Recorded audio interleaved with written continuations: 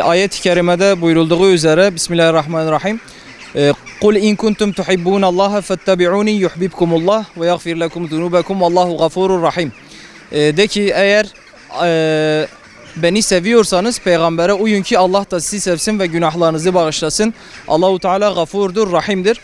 Biz de bu şiarla Peygamber Efendimiz'i örnek alma adına burada siyer sınavı standımızı açmış bulunmaktayız. Üniversitede Erdemli Gençlik Kulübü olarak standlarımızı İlahiyat'ta Osman Bey Merkezi Yemekhanesi önünde Yenişehir'de, onun dışında organizede bir de Eyyubiye'de açtık. Bizim esas burada amacımız insanların Allah Resulü Aleyhisselatü Vesselam'ın hayatını öğrenmesi, bu öğrendiklerinden ders çıkarıp bunları hayatlarına tatbik etmesi. Bunu yaparlarsa bu bizim için en büyük kazanç olacaktır. Yarışma da bunun için güzel bir vesile olmaktadır. Esasen biz bugün Allah Resulü Aleyhisselatü Vesselam'ın hayatına, onun getirmiş olduğu metoda her zamankinden daha fazla muhtacız. Siyer kitabımız budur, Beşir ve Nezir kitabı.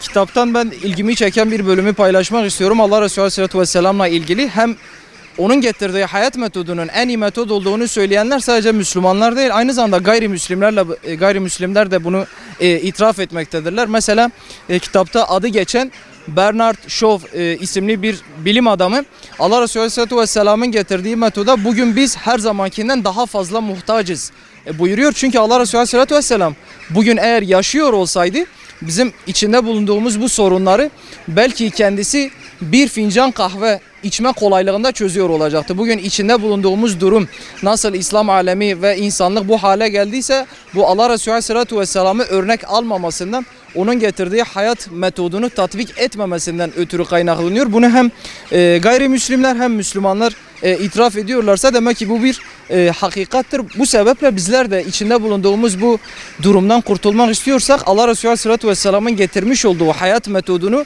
ele alacağız, bu hayatımıza tatbik edeceğiz. Biz de bu amaçla Erdemli Gençlik Kulübü olarak üniversitenin muhtelif yerlerinde Allah Resulü Aleyhisselatü Vesselam'ın hayatı öğrenilsin diye siyer yarışması standını açmış bulunmaktayız. Katılan ve emeği geçen bütün kardeşlerimizden Allah razı olsun. Bir de bunun dışında bir de Gazze'yi de unutmadık.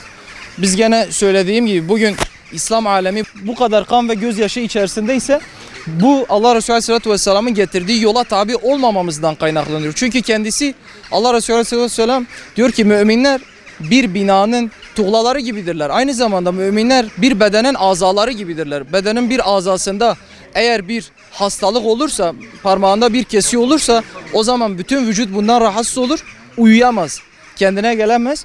Biz bunun bilincinde olsaydık bugün Gazze'li kardeşlerimiz, Suriye'deki kardeşlerimiz ve dünyanın diğer yerlerinde zulüm altında olan kardeşlerimiz bu durumda olmazlardı. Bugün biz hem siyer yarışması standının yanında Gazze için ufak bir resim sergisi de açtık.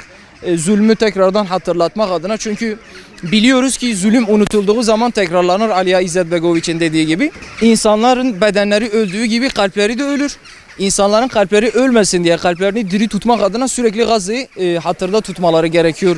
Biz böyle düşünüyoruz, böyle bakıyoruz. O sebepten bir de Gazze için ufak bir resim sergisi açtık. Oradan da katılan ve emeği geçen bütün kardeşlerime teşekkür ediyorum.